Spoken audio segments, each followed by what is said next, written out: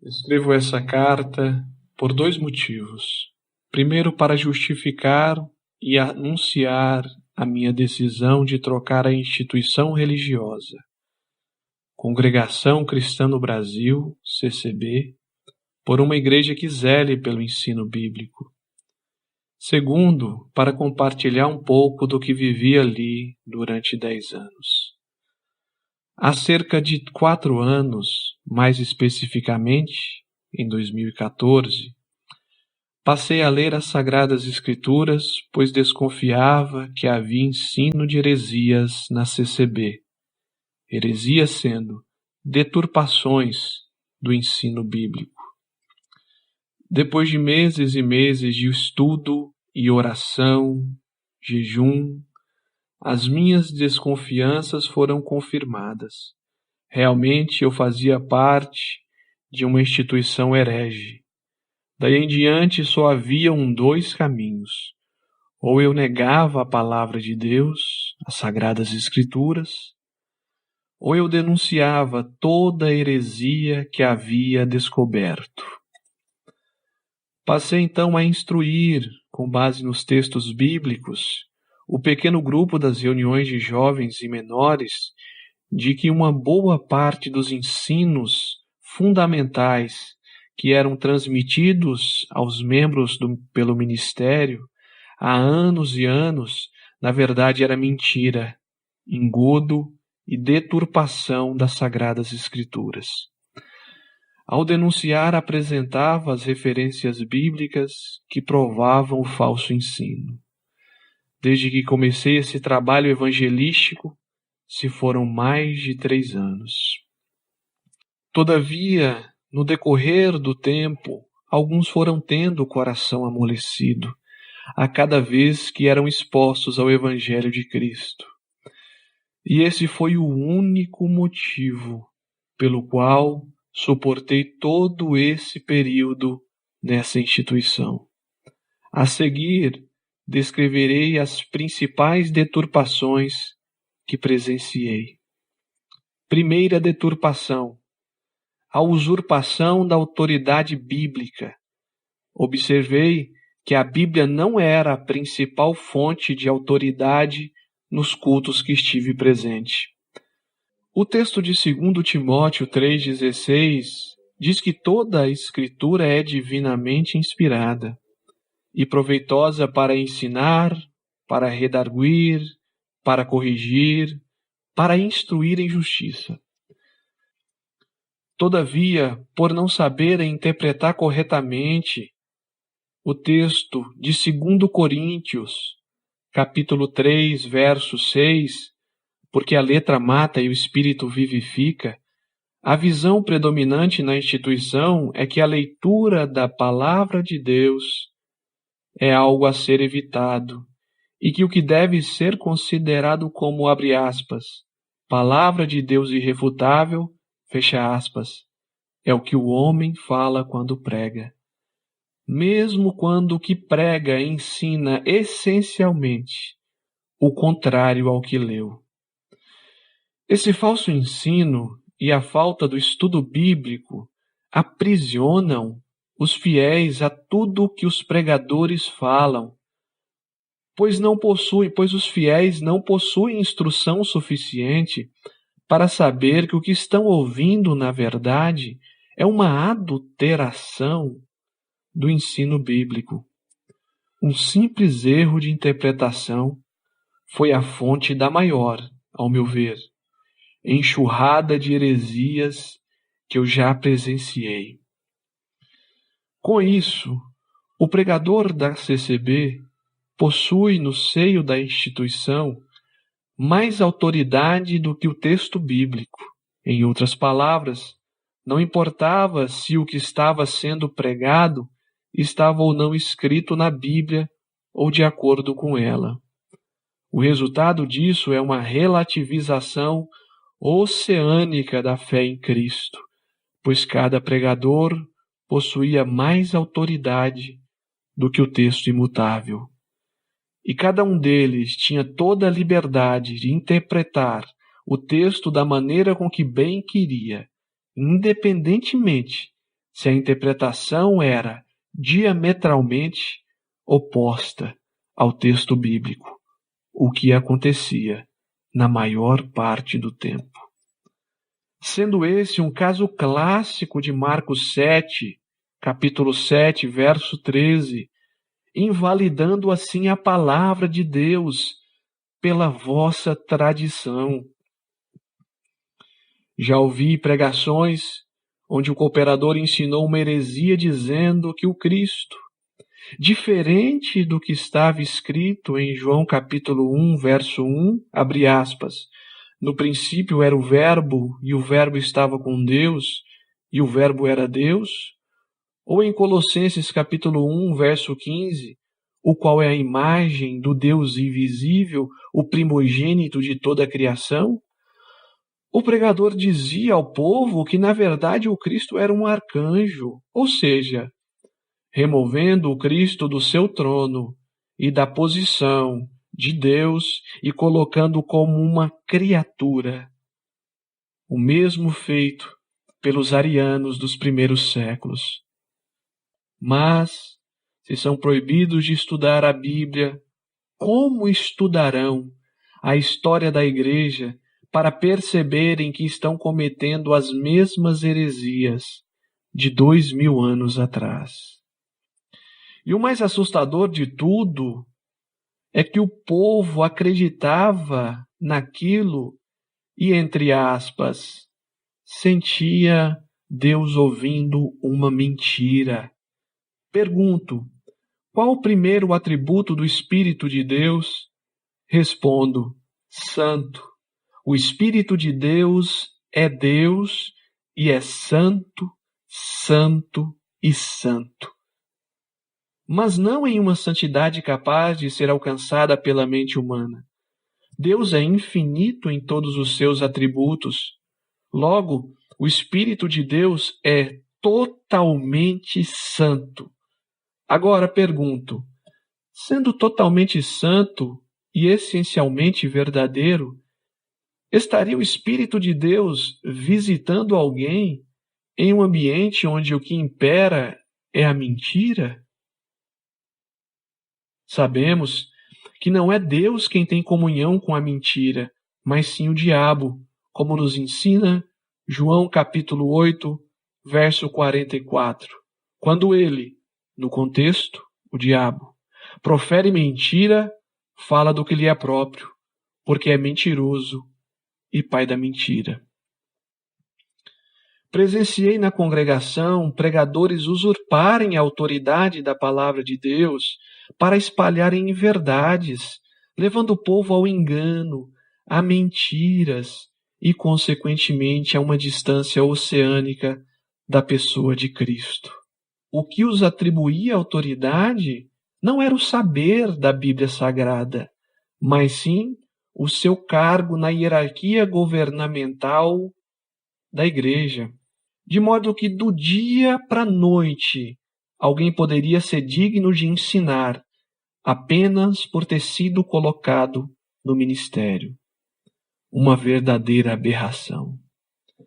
Além disso, a sensação que dava ao ouvir esses pregadores é que o seu maior objetivo, visivelmente, era levar o povo a eles e não a Cristo.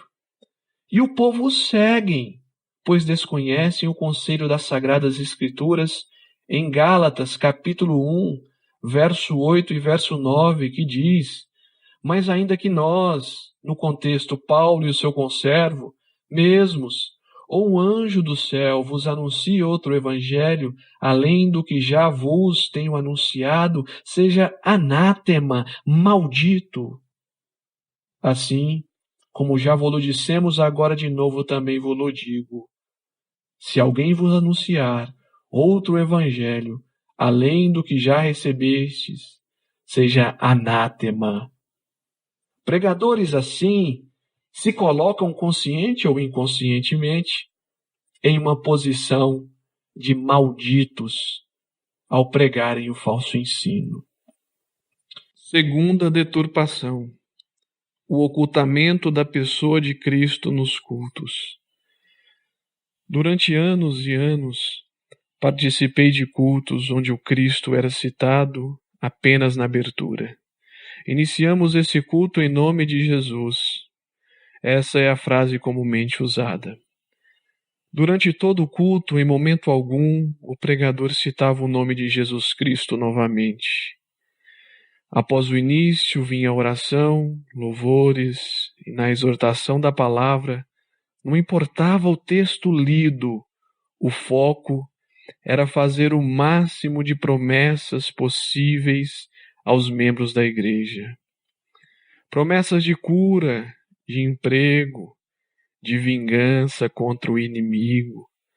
Não havia um nexo entre o texto lido e a palavra exortada, de modo que o povo só acreditava naquela falta de respeito com as Sagradas Escrituras, porque durante anos e anos foram ensinados a não ler a Bíblia, pois, ao meu ver, se lessem, não aceitariam tamanho desrespeito com o que é santo, com o que é sagrado, com o que custou o sangue do Cordeiro. Todavia, ao prosseguir orando e examinando as Escrituras, a cada vez ficava mais claro para mim que a distância do estudo bíblico só poderia gerar uma igreja totalmente distante daquele que é o verdadeiro caminho do Cristo. Na congregação, o que eu vi nesses quase 10 anos é que o verdadeiro caminho, na verdade, é a própria instituição religiosa CCB. Em outras palavras, se você ficar ali até o resto da sua vida, irá aos céus, mesmo que você desconheça totalmente a necessidade do Cristo. O objetivo máximo é sempre ocultar o Cristo e exaltar a instituição religiosa. A persistência dos santos deixa de ser a confiança na pessoa e na obra de Cristo e passa a ser o fato de estar em um lugar. O meu sentimento é que, ocultando-a, escarnecem a obra de Cristo na cruz e levam uma multidão às trevas. Mas falarei sobre isso mais adiante. Terceira deturpação. A deturpação semântica, alteração do verdadeiro sentido das palavras na igreja para amarrar os membros à instituição. Mergulhada em um exclusivismo herege, a CCB, durante a sua história, deturpou, alterou, consciente ou inconscientemente, o verdadeiro significado de diversas palavras bíblicas, como, por exemplo, primeiro, a palavra graça. Biblicamente, graça é a forma usada por Deus para salvar pecadores. Paulo deixa muito claro isso em Romanos capítulo 3, verso 24, sendo justificados gratuitamente pela sua graça, pela redenção que há em Cristo Jesus. Em outras palavras, se somos justificados, sendo removida a pena do nosso pecado, a qual Cristo pagou no duro madeiro da cruz, isso ocorre pela obra de redenção e substituição feita por Cristo. Ou seja, graça é um favor destinado a pecadores pelos méritos de outra pessoa, sendo essa pessoa o Cristo, o próprio Deus, como diz em João, capítulo 1, verso 1. É por isso que Paulo diz em Efésios, capítulo 2, verso 8, porque pela graça sois salvos, por meio da fé, e isso não vem de vós, é dom de Deus. Todavia, como não estudam e mantêm o povo na ignorância, presenciei que a palavra graça na CCB é usada para identificar a própria instituição religiosa, CCB. Ou seja, graça deixa de ser focada na obra de Cristo na cruz e passa a ser o fato de você estar dentro da CCB, mais especificamente, ser batizado na CCB. Como resultado, os membros que convivi predominantemente, acreditavam que haviam recebido a graça de Deus por estarem na CCB e não por depositarem a sua esperança de salvação totalmente na pessoa de Jesus Cristo. Uma das piores deturpações da palavra de Deus que já presenciei foi isso. Talvez isso, juntamente com a remoção de Cristo do centro da fé, é uma das coisas mais diabólicas que já vi na minha vida. Mentirosamente, removem o foco de Jesus Cristo e o colocam na instituição religiosa, a fim de aprisionar as pessoas pelo medo da forma mais covarde possível, mantendo o povo longe do ensino da palavra, alimentando-os com mentiras e colocando um jugo pesadíssimo nas suas costas, o que é oposto ao ensino bíblico de Mateus, capítulo 11, verso 30. Porque o meu jugo é suave e o meu fardo é leve. Segundo termo deturpado, o verdadeiro caminho. Durante os anos que estive na CCB, ouvi diversas e repetidas vezes, abre aspas, aqui é o verdadeiro caminho, fecha aspas, e a congregação é o caminho verdadeiro. O intuito é sempre o mesmo, remover a pessoa de Cristo do centro da fé e colocar a instituição religiosa como o maior ídolo a ser adorado pelos fiéis. Abandonaram aquele que é o verdadeiro caminho e fizeram um ídolo para si mesmos, a própria instituição religiosa. O que a palavra de Deus nos diz é outra coisa. O Evangelho de João, no capítulo 14, no verso 6, diz, disse-lhe Jesus, eu sou o caminho e a verdade e a vida. Ninguém vai ao Pai, senão por mim. O que a Bíblia diz é que, independente de onde você está fisicamente, para ser salvo, é necessário que você esteja em Cristo e Ele em você. Evangelho de João, capítulo 14, verso 20. Naquele dia conhecereis que eu estou em meu Pai, e vós em mim, e eu em vós. Ele sim é o verdadeiro caminho, e não um lugar feito por mãos de homens.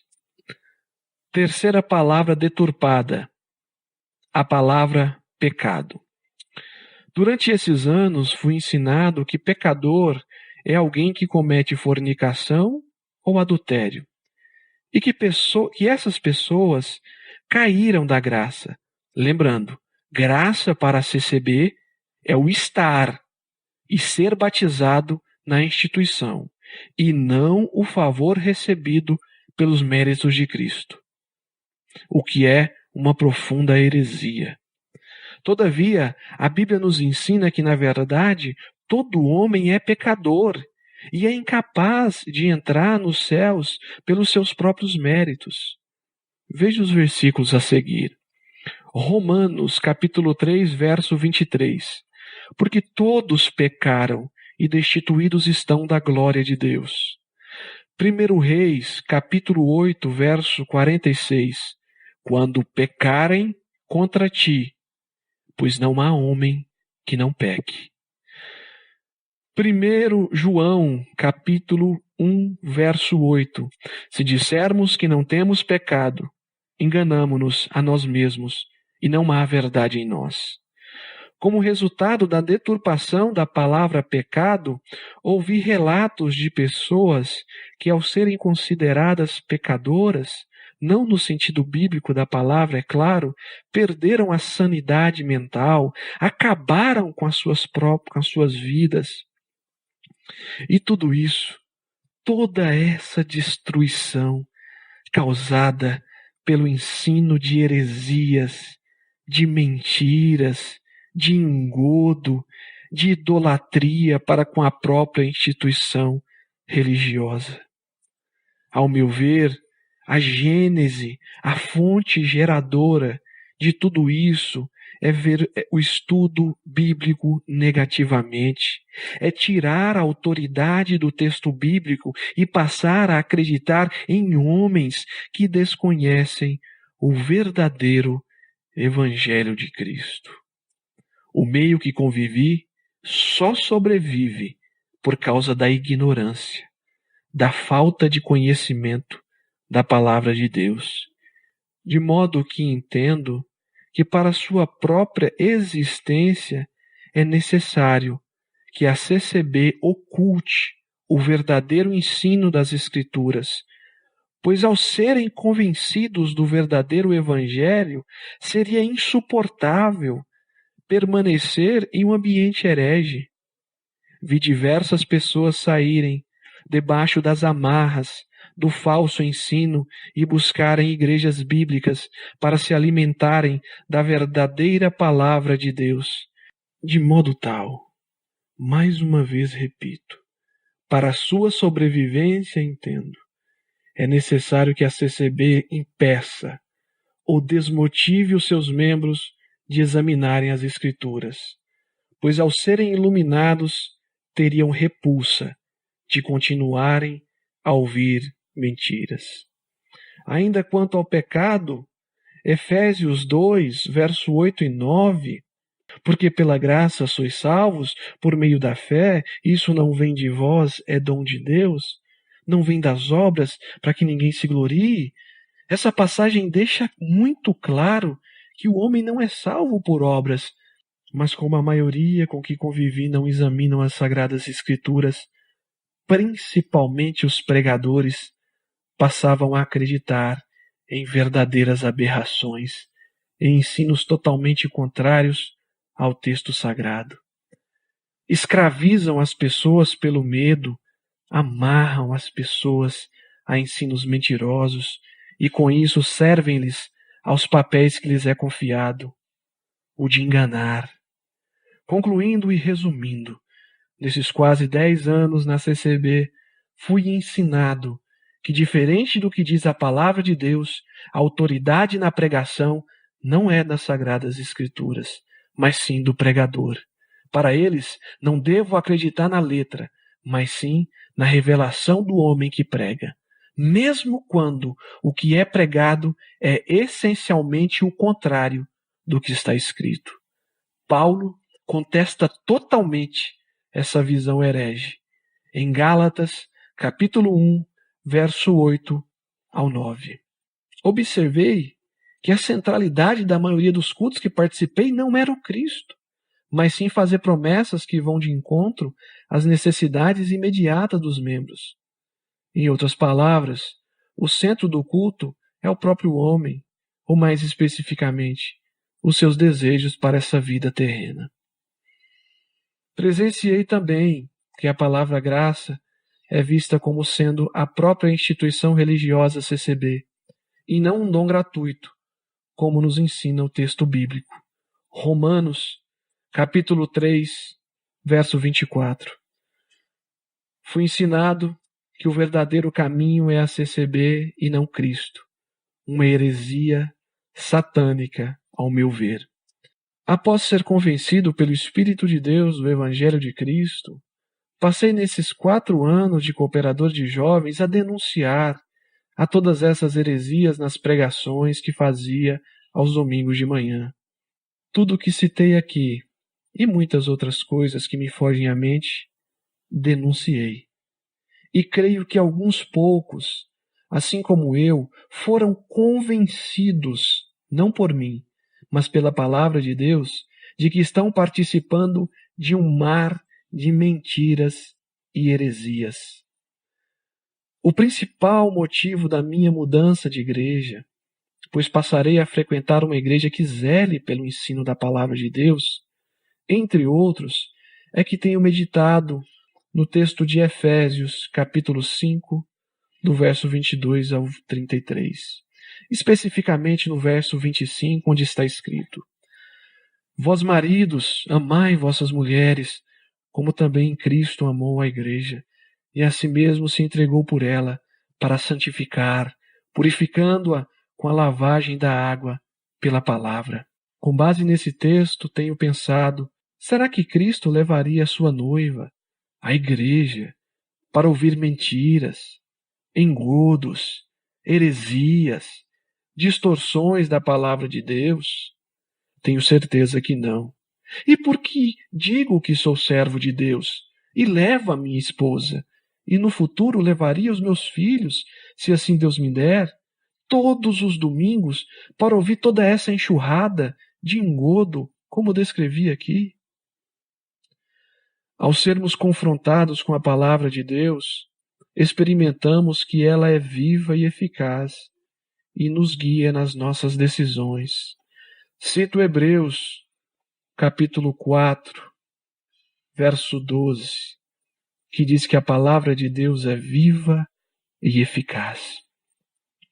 Orando há alguns anos, juntamente com a minha esposa, e depositando total confiança na promessa de Cristo sobre o Espírito Santo, escrito no Evangelho de João, no capítulo 16, no verso 13, que diz: Mas, quando vier aquele Espírito de verdade, ele vos guiará em toda a verdade. Chegou um momento que um ambiente sedento pelo falso ensino e predominantemente resistente à palavra de Deus se tornou insuportável.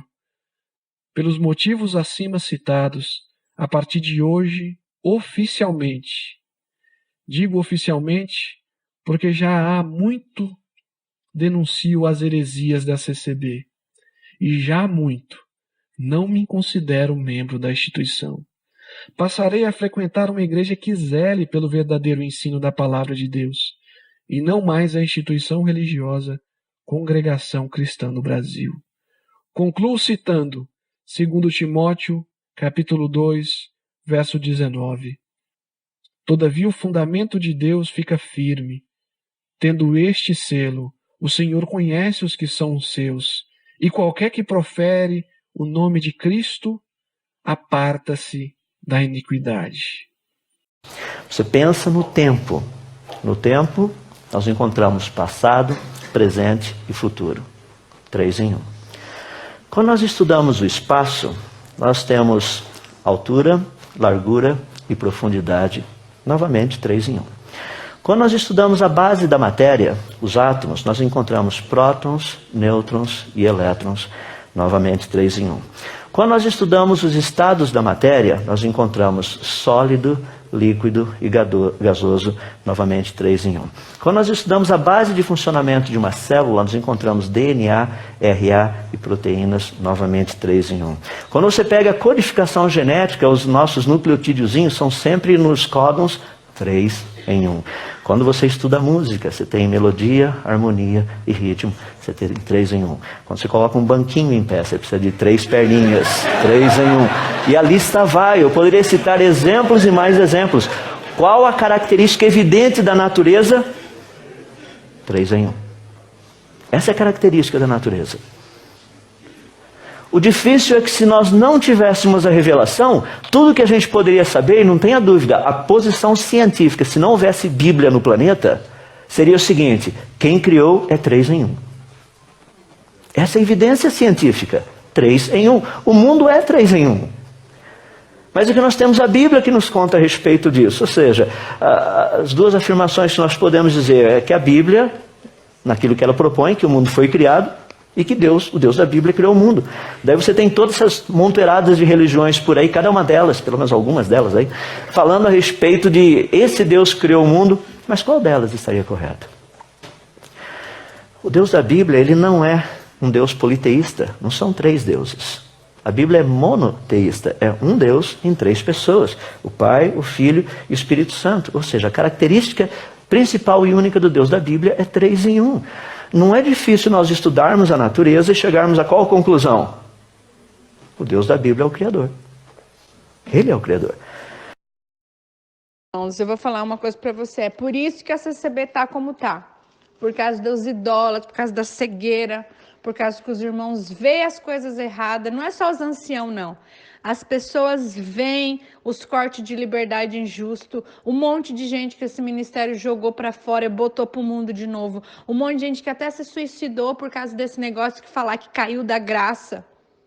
E as pessoas ainda defendem uma denominação. Quem está blasfemando contra a obra de Deus aqui? A obra de Deus é Cristo morrer por nós no Calvário, meu irmão. Se alguém aqui estivesse blasfemando do Espírito Santo, se alguém aqui estivesse falando mal da Trindade, pervertendo a Trindade, como o ministério fez, aí sim isso é escarnecer com Cristo, porque na Trindade Jesus é Deus. Agora, o que o ministério fez lá, perversamente, no ocultismo, na sociedade secreta, atacar a Trindade, isso é atacar a obra de Deus. Agora, nós vemos aqui desabafar, falar nossas frustrações, gente que vem aqui falar que sofreu por falsa revelação, que casou por causa de pão quentinho. Você acha que isso é escarnecer? Não, isso é a gente se ajudar.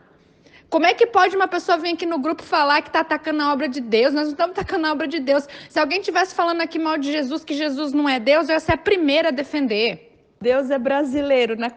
Na concepção de alguns idólatras da CCB, Deus escolheu só o Brasil para iniciar a sua igreja, amaldiçoou todo o resto do mundo e só quem estiver ali fazendo paz Deus, ósculo santo, porque não é digno aceitar outros batismos. Os outros são tudo testemunhado desta graça, porque desta graça eles estão falando a CCB, eles não estão falando da cruz do Calvário, não. Testemunhados desta graça, os outros que vão visitar, ou seja, a graça é a CCB para eles. Que a pior blasfêmia que é essa? Botar aqui um CNPJ, porque o que é a CCB? É um CNPJ, meu irmão. Agora, o que é a Trindade? O Pai, o Filho e o Espírito Santo trabalharam pela sua salvação. O sacrifício foi feito fora do templo, inclusive, por sacerdote nenhum. O Espírito Santo que está aqui convencendo o pecador, não é tijolo, não é teologia, não é nada, é Espírito Santo que convence o pecador, ou seja, o homem não tem crédito de nada nessa terra para falar que ele é dono de obra de Deus. Semana passada, as pessoas que acham que quando cometem um adultério, falam, não, eu estou no inferno, eu sou filho da perdição. O outro pai lá falando que a filha fornicou, estava no inferno e ela vai para o inferno, e o próprio pai da CCB falando para a menina tem que ir para o inferno mesmo. Isso é a fábrica de fazer pessoas depressivas, uma fábrica de fazer pessoas jogando no inferno. Rebatizam pessoas, outros crentes em Jesus, cancela o que o Espírito Santo já fez, joga a pessoa para o inferno 2 vezes e vocês querem que a gente aplauda isso? Sabe, irmãos, o justo é justo. Defender a palavra de Deus não é defender tijolo e ministério de ancião que está todo mundo na Lava Jato, não, meu irmão. Defender a obra de Deus é falar o que Cristo é suficiente para te salvar. Nenhuma instituição tem o poder de salvar ninguém. E quando a gente ouve lá no púlpito, aqui é a graça de Deus, você acha que isso não é blasfemar? Você não acha que isso é atacar a obra de Deus? O próprio Deus deu seu único filho, matar ele na cruz para morrer por ti, e um tijolo, um CNPJ vem falar, fundamos a Igreja de Cristo em 1910, aqui é a graça de Deus. Você acha que isso não é atacar a obra de Deus, meu irmão?